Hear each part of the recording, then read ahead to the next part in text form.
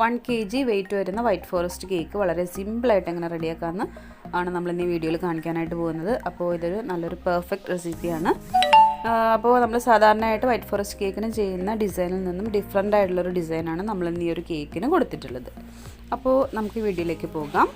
അപ്പോൾ ആദ്യമായിട്ട് ഏതൊരു കേക്കും ചെയ്യുന്നതിന് മുന്നേ നമ്മൾ ആദ്യമായിട്ട് ചെയ്യേണ്ടത് ഡ്രൈ ആയിട്ടുള്ള ഇൻഗ്രീഡിയൻസ് ഒന്ന് മിക്സ് ചെയ്ത് വയ്ക്കുക എന്നുള്ളതാണ്. അപ്പോൾ 1 കപ്പ് മൈദ എടുത്തിട്ടുണ്ട്.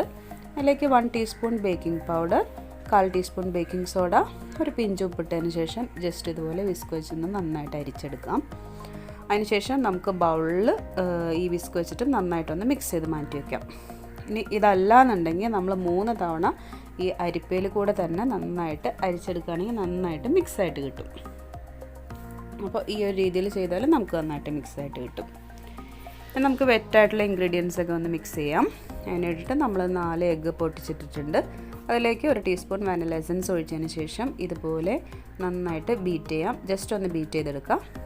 അപ്പോൾ ജസ്റ്റ് ഒന്ന് ബീറ്റ് ചെയ്തെടുത്തതിന് ശേഷം നമ്മൾ 1/4 കപ്പ് പൊടിക്കാത്ത പഞ്ചസാരയാണ് ആഡ് ചെയ്തിട്ടുള്ളത്.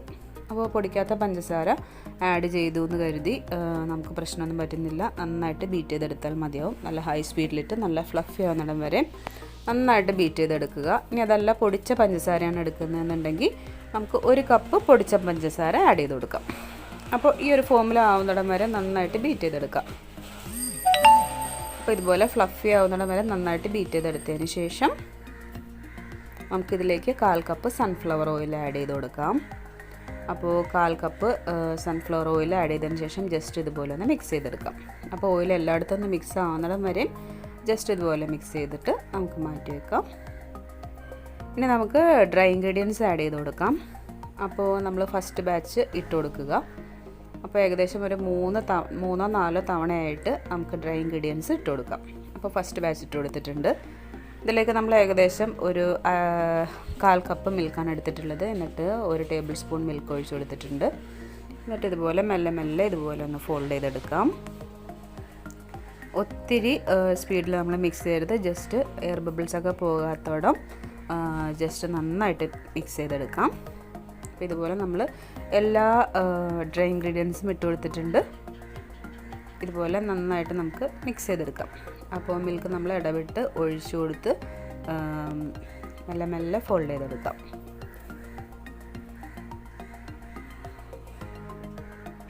ഇനി നമ്മൾ 8 ഇഞ്ചിൻ്റെ കേക്ക് ടിൻ നമ്മളിവിടെ റെഡിയാക്കി വെച്ചിട്ടുണ്ട്. ബട്ടർ പേപ്പറൊക്കെ ഇട്ട് നമ്മളിവിടെ റെഡിയാക്കി വെച്ചിട്ടുണ്ട്. ഇതിലേക്ക് നമുക്ക് റെഡിയായി മിക്സ് ചെയ്ത ബാറ്റർ നമ്മൾ പെട്ടെന്ന് തന്നെ മോൾഡിലേക്ക് മാറ്റാം. അതിനുശേഷം ഇതുപോലെ സ്പാറ്റിൽ വെച്ചിട്ട് ജസ്റ്റ് ഇതുപോലെ തന്നെ എയർ ബബിൾസൊക്കെ ഒന്ന് കളഞ്ഞതിന് ശേഷം നന്നായിട്ട് ടാപ്പ് ചെയ്ത് കൊടുക്കാം. നന്നായിട്ട് ടാപ്പ് ചെയ്യാന്ന് പറഞ്ഞാൽ കുറച്ച് അത്യാവശ്യം നന്നായിട്ട് തന്നെ ഒരു 5-10 തവണ നന്നായിട്ട് തന്നെ ടാപ്പ് ചെയ്ത് കൊടുക്കുക. അപ്പോൾ ഇതിൽ എയർ ബബിൾസൊക്കെ പോയി കിട്ടും. ഇനി നമുക്കിതൊരു നേരത്തെ പ്രീഹീറ്റ് ചെയ്ത ഓവനിൽ 10 മിനിറ്റ് മുന്നേ പ്രീഹീറ്റ് ചെയ്ത ഓവനിൽ ഒരു 160 ഡിഗ്രിയിൽ 30 to 35 മിനിറ്റ്സ് വെച്ചിട്ട് നന്നായിട്ട് ബേക്ക് ചെയ്തെടുക്കാം.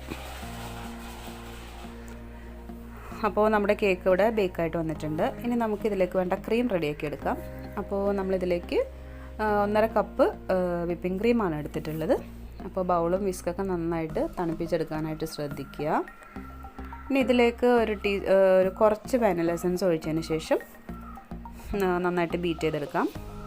നമ്മൾ ഉപയോഗിക്കുന്ന ക്രീമിന് അത്യാവശ്യം മധുരം ഉണ്ടെന്നുണ്ടെങ്കിൽ നമ്മളിതിലേക്ക് ഐസിങ് ഷുഗർ വീണ്ടും ആഡ് ചെയ്യേണ്ട ആവശ്യമില്ല. ഓവർ മധുരമായി പോവും.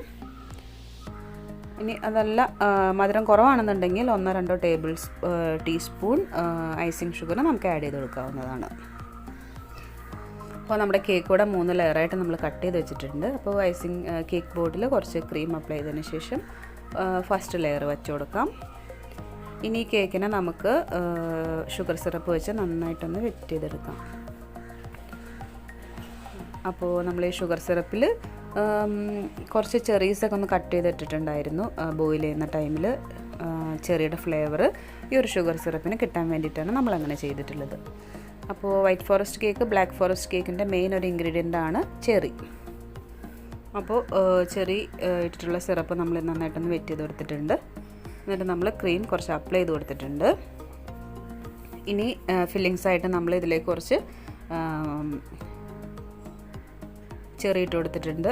പിന്നെ അതുപോലെ തന്നെ കുറച്ച് ചോക്കോ ചിപ്സും നമ്മളിതിലേക്ക് ആഡ് ചെയ്തിട്ട് കൊടുത്തിട്ടുണ്ട്. ചോക്കോ ചിപ്സ്, നട്ട്സ് എല്ലാം നമ്മുടെ ഇഷ്ടം പോലെ നമുക്ക് ആഡ് ചെയ്ത് കൊടുക്കാം.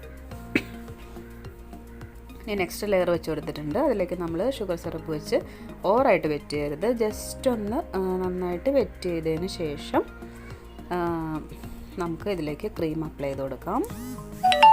അപ്പോൾ വിപ്പിംഗ് ക്രീം അപ്ലൈ ചെയ്ത് കൊടുത്തതിന് ശേഷം നമ്മളിതിലേക്ക് മിൽക്ക് മെയ്ഡാണ് ആഡ് ചെയ്ത് കൊടുക്കാനായിട്ട് പോകുന്നത്. അപ്പോൾ കണ്ടൻസ്ഡ് മിൽക്ക് നമ്മൾ കുറച്ചിങ്ങനെ ആഡ് ചെയ്തതിന് ശേഷം ഇതുപോലെ ഒന്ന് സ്പ്രെഡാക്കി കൊടുക്കാം.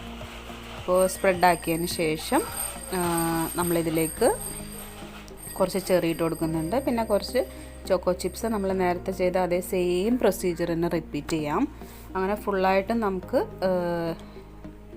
ഈ ഒരു സെയിം മെത്തേഡ് തന്നെ ചെയ്തെടുക്കാം. അപ്പോൾ നമ്മൾ ലാസ്റ്റ് ഫൈനലായിട്ട് വയ്ക്കുന്നത് നമ്മൾ കേക്കിൻ്റെ ഏറ്റവും ലാസ്റ്റ് ഏറ്റവും ബോട്ടം ലെയർ വയ്ക്കാനായിട്ട് ശ്രദ്ധിക്കുക. അങ്ങനെയാണെന്നുണ്ടെങ്കിൽ നമ്മുടെ കേക്കിന് നല്ല ഷേപ്പ്, മുകളിലെ ലെയർ നല്ല ഫ്ലാറ്റായിട്ടിരിക്കുന്നതുകൊണ്ട് തന്നെ നമ്മുടെ കേക്കിന് നല്ലൊരു ഷേപ്പ്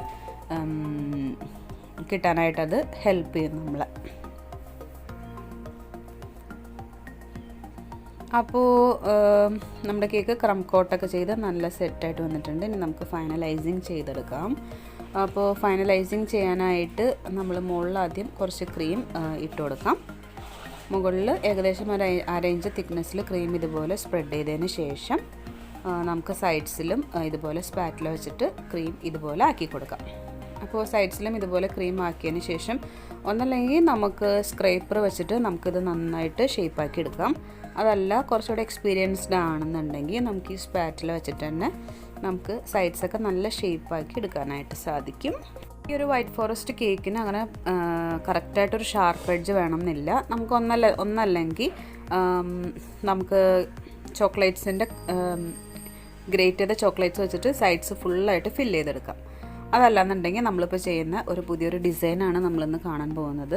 അപ്പോൾ ഇതുപോലെ ഒരു ബ്രഷ് വെച്ചിട്ടാണ് നമ്മളിന്ന് ഡിസൈൻ ചെയ്യാനായിട്ട് പോകുന്നത്. അപ്പോൾ നമ്മൾ കുറച്ചൊരു ഡബിൾ ഷെയ്ഡ് കൊടുക്കാൻ വേണ്ടിയിട്ട് കുറച്ച് വിപ്പിംഗ് ക്രീമിൽ ഒരു 1-2 ഡ്രോപ്പ് പീച്ച് കളർ ആഡ് ചെയ്തതിന് ശേഷം മിക്സ് ചെയ്തിട്ട് നമ്മൾ കേക്കിൻ്റെ അവിടെ ഇവിടെയും ഇതുപോലെ ഒരു പാലറ്റ് നൈഫ് വെച്ചിട്ട് ഒന്നാക്കി കൊടുക്കാം. അതിനുശേഷം നമ്മളിതുപോലെ നമ്മൾ ഷുഗർ സിറപ്പൊക്കെ സ്പ്രെഡ് ചെയ്യുന്ന ബ്രഷ് എടുത്തിട്ട് ജസ്റ്റ് ഒന്നൊരു വെള്ളത്തിൽ ഡിപ്പ് ചെയ്തതിന് ശേഷം ഇതുപോലെ കേക്കിലൊന്ന് റൗണ്ട് ചെയ്ത് കൊടുക്കാം. അപ്പോൾ കേക്ക് വിപ്പിംഗ് ക്രീമൊക്കെ നമ്മൾ അപ്ലൈ ചെയ്തിട്ട് അപ്പം തന്നെ ആയിരിക്കണം ഈ ഒരു ബ്രഷ് വെച്ചിട്ട് ഇതുപോലെ റൗണ്ട് ചെയ്യുന്നത്. നമ്മൾ ഫ്രിഡ്ജിൽ വെച്ചിട്ട് സെറ്റായ കേക്കിലേക്ക് ഇതുപോലെ ചെയ്യുമ്പോൾ നമുക്ക് ഈ ഒരു ഡിസൈൻ നമുക്ക് കിട്ടില്ല. അപ്പോൾ നമ്മൾ ഇതുപോലെ അപ്പം തന്നെ ചെയ്തെടുക്കുമ്പോൾ നമുക്കിതുപോലെ നല്ലൊരു ഡിസൈൻ നമുക്ക് പെട്ടെന്ന് സിമ്പിളായിട്ട് ചെയ്തെടുക്കാൻ പറ്റുന്നൊരു ഡിസൈൻ നമുക്ക് കിട്ടും. അപ്പോൾ ബിഗിനേഴ്സിനൊക്കെ വളരെ എളുപ്പത്തിൽ റെഡിയാക്കി എടുക്കാൻ പറ്റിയൊരു ഡിസൈനാണിത്. അപ്പോൾ നമ്മളതിൻ്റെ സൈഡ്സിൽ കുറച്ച് ചോക്ലേറ്റിൻ്റെ ക്രംസൊക്കെ നമ്മൾ ഇട്ട് കൊടുത്തിട്ടുണ്ട്. വൈറ്റ് ചോക്ലേറ്റ് ഗ്രേറ്റ് ചെയ്തിട്ട് ഇതുപോലെ സൈഡ്സിലൊക്കെ ഒന്ന് ഒട്ടിച്ചു കൊടുത്തിട്ടുണ്ട്. അപ്പോൾ ഡിസൈൻസ് എല്ലാം നമ്മുടെ ഇഷ്ടം പോലെ നമുക്ക് റെഡിയാക്കി എടുക്കാം. അപ്പോൾ ഈ ഒരു ഡിസൈൻ നമുക്ക് ഡബിൾ ഷെയ്ഡ് അല്ല സിംഗിൾ ഷെയ്ഡിൽ മതിയെന്നുണ്ടെങ്കിൽ നമുക്ക് അതുപോലെ നമുക്കിതിൽ ചെയ്തെടുക്കാനായിട്ട് പറ്റും. അപ്പോൾ ഇത് ചെയ്തതിന് ശേഷം നമുക്ക് ഇതിൻ്റെ മുകളിൽ നമുക്ക് ഇതേപോലെ പീച്ച് കളറിലുള്ള ഷുഗർ ബീഡ്സോ ഏത് കളറിലാണോ ചെയ്യുന്നത് അതനുസരിച്ചിട്ടുള്ള ഷുഗർ ബീഡ്സ് അവിടെ ഇവിടെയൊക്കെ ജസ്റ്റ് ഇട്ട് കൊടുക്കാം. എല്ലാം നമ്മുടെ ഐഡിയ പോലെ നമുക്ക് ചെയ്ത് കൊടുക്കാം.